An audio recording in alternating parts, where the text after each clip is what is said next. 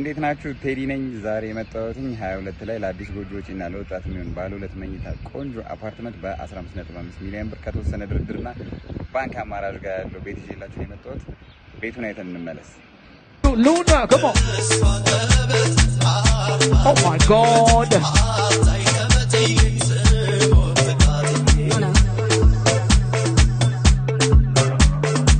Luna, hey, Luna, look, Luna.